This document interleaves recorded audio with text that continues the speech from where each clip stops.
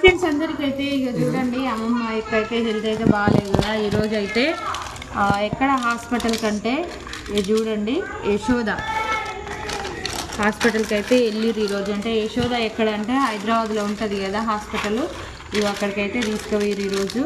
ఇగో medicines అయితే చూడండి అసలు ఎన్ని ఉన్నాయో. ఇల్లు ఉందా? ఇల్లు కూడా ఇంకా అన్నిట్లో కాకపోతే ఇది డబుల్ ఉన్నట్టుంది. డబుల్ ఉందా? ఇది అట్టుంది. ఏముంది